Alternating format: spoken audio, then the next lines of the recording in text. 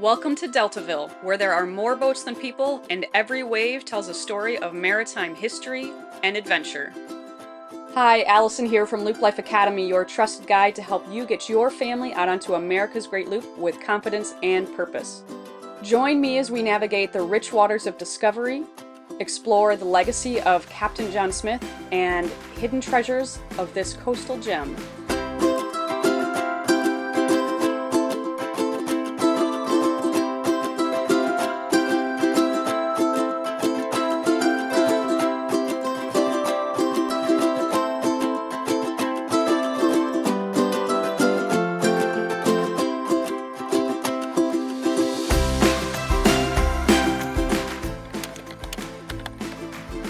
Deltaville is in the southern half of the Chesapeake Bay, in Virginia, and it's north of Norfolk. You'll find it sandwiched between the Piankatank River on the south and the Rappahannock River on the north. We sailed from Norfolk to Mobjack Bay, had a stop at the YROC, and had some great oysters there. And here's a fun fact for you. The Chesapeake Bay program recently completed a 200-acre oyster reef in Virginia's York River. Oysters are the natural filters that create both clean water and habitat for fish and other wildlife, and this is part of the largest oyster restoration in the world. This program set a goal in 2014 to restore habitats for oysters in 10 Chesapeake tributaries, 5 in Maryland and 5 in Virginia. York River is the 8th to be completed. This restoration lies in this area, which is the Middle Peninsula Habitat Focus Area.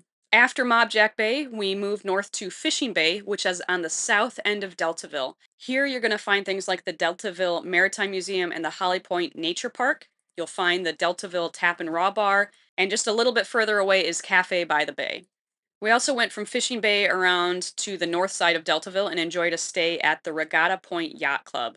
We needed some laundry and provisions, and this is a great marina that has a pool, yard games, a lounge, laundry, bikes, courtesy card. Don, the owner, is fantastic, and they've got good water here as well, so definitely recommend this as a stop if you need a marina to stay at. Let's talk a little bit about the history and activities that you can find in your stay here. There's a ton. First of all, we love hands-on activities when you travel as a family. There are some great outdoor exhibits at the Deltaville Maritime Museum and Holly Point Nature Center. You'll find here the Explorer, which is an interpretation of the type of vessel that Captain John Smith used to explore the Chesapeake Bay. So it's a boat that he and his 14 crew members were on.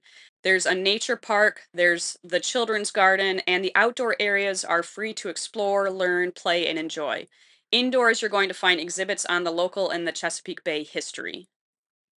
One of the topics you'll find in the Deltaville Maritime Museum are skipjacks. In the Chesapeake Bay, the traditional fishing boat used for oyster dredging is the skipjack.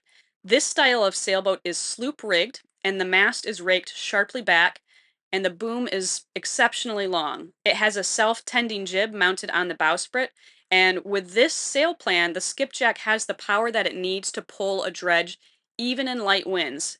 And at the same time, this sail plan minimizes the number of crew that are needed to handle the boat. Typically, skipjacks are about 40 to 50 feet long. In the main hall of the museum is the Skipjack Virginia, which was a skipjack designed by Joe Gregory and built by Carl Peterson in 1973 in Deltaville. The Skipjack Virginia is fully rigged and ready to sail. The Maritime Museum also offers an event called Family Boat Building. This might not be something that you can do while you are on your Great Loop adventure, but it's worth a mention. This is an annual activity that you can sign up for at the Deltaville Maritime Museum. The Deltaville Maritime Museum boat building program uses traditional building practices to assemble skiffs that are made of solid cypress and fir. So you and your family would experience the challenge of building a boat as it had been done in the past. Another family activity, or I guess family restaurant, is the Deltaville Tap and Raw Bar. They have fresh seafood like Jonah crab claws and local oysters, which are very yummy, but they also have a lot of non-seafood options too. There are also some really big swings right next door that were a lot of fun for the kids to play on. You can't go wrong with this spot for your next family meal. There is also the Stingray Point Marina, which has a lighthouse replica. This is their marina office, and we'll talk about this more in a moment in the history section of this overview.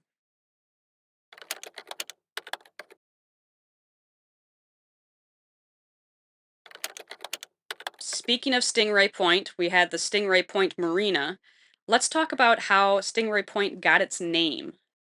There is a man called John Smith, and he played an important role in the settlement of Jamestown, Virginia, which was the first permanent English settlement in North America in the early 17th century.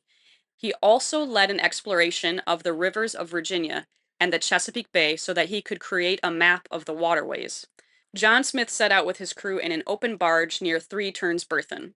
The Maritime Museum has reconstructed what they interpret this to be, and you can visit their replica in their outdoor exhibit for free. While exploring, Smith and his crew visited this area.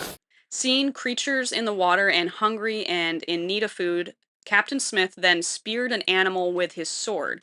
While capturing his prey, Smith was stung by the creature. The creature was a stingray. Now, Captain Smith became so sick from this sting that he was convinced he would die, and he actually ordered his men to dig his grave. However, the crew's doctor was able to administer a precious oil that did help Smith feel better, and he actually felt so much better that he ate that stingray for dinner that same evening.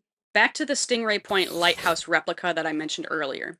Stingray Point Marina in Virginia has a replica of the 1853 Stingray Point screw pile lighthouse. This was hexagonal and stood between the Rappahannock and Piankatank rivers until 1965. This replica was completed in March 2003 and serves as a symbol for the marina and for the city of Deltaville, and it celebrates the community's seafaring traditions. This lighthouse is open to the public when the marina office is open and by appointment, so you can definitely go check it out. All right, back to the Deltaville Maritime Museum. We've already mentioned some really interesting history bits that you can learn about from John Smith's adventures and boat building, and there's even more history if you go inside. But there's also some really interesting science topics at the museum. Beyond the outdoor exhibits that include the children's edible garden, the living shoreline, oyster gardening, oyster reef restoration, and shipbuilding, you can also explore the science behind navigation and the Chesapeake meteorite. Inside of the museum, you'll learn the history of navigation through the story of charts, latitude, longitude, timekeeping, and other ingenious techniques that sailors used to find their way. Don't miss this opportunity to gain a deeper understanding of the roots of modern navigation tools that you might be using on your own adventure. Also, you can learn about the Chesapeake Bay meteorite. This meteorite smashed into what is now Chesapeake Bay over 35 million years ago. Inside, you'll find illustrations that show and explain the impact and the aftermath of the strike, as well as the effects that are felt to this day by residents in the crater zone. Deltaville is filled with historical and modern boat building, marine industry, and oysters. We thought the best oysters between Norfolk and Deltaville were at the YROC Coastal Bar and Grill, but there's also the Tap and Raw, which is right in Deltaville and easy to get to. They have great oysters there. You'll find as you travel through the Chesapeake that oysters are a very prominent piece of local culture. However, a more unique piece of local culture takes place at the beginning of boating season each year. Deltaville holds an annual sock burn event. Now, the annual sock burning began in the spring of 1978 when, after a very snowy winter, there was a boat builder named Bob Turner, and he bid his oppressive sock-wearing days farewell for the summer by throwing them into a campfire.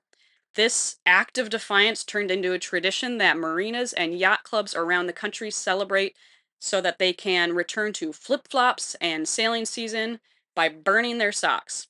The Deltaville marine industry community is no exception, and they celebrate with an annual sock burn and oyster roast every spring. If you are a family traveling the loop or just love to learn, there are always opportunities. So to help you with a few more learning ideas, here are a handful of vocabulary words that you might want to think about while you're in Deltaville. Navigation. Navigation is the process of accurately figuring out your position, plan, and following a route. For example, Captain John Smith used his navigation skills to explore the waters around Deltaville and chart new territories. Charts. Charts are a geographical map of an area that is mainly used for navigation by sea or air. For example, sailors in Deltaville rely on accurate charts that show water depths, hazards, and important details to to safely navigate the Chesapeake Bay and its tributaries. Charts can be analog, which means they're on paper, or they can be digital. Latitude. Latitude is the angular distance of a place north or south of the equator measured in degrees. For example, Deltaville is situated at a latitude that provides a mild climate, perfect for boating and outdoor activities. Longitude. Longitude is the angular distance of a place east or west of the prime meridian measured in degrees.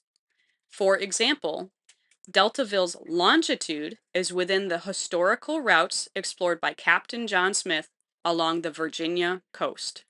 We've covered a lot of learning opportunities, and now that our brains are full, we want a treat. Our favorite stop was Cafe by the Bay. They sell ice cream from Short Lane, and they have over 20 flavors. Now, this is a little further to get to, so if you are at Regatta Point Yachting Center or somewhere else with a courtesy car or a bike, you can head on over there and get some ice cream or even a meal or some breakfast, some coffee. And while you're out there, you might also want to think about swinging by the West Marine or the grocery store that's just a little bit further down to get some provisions. Adventurers also love a good place to research and read, and we've done a lot of learning, so let's talk about the library. The public library is right across the street from Cafe by the Bay, so if you make it over there for food or ice cream, you can swing by the library and read a book or two. The staff is very kind and helpful there. The sentiment of kindness isn't only found in the local library. There is kindness, warmth, and a welcoming atmosphere in this community. We really enjoyed our time in Deltaville and look forward to visiting again someday.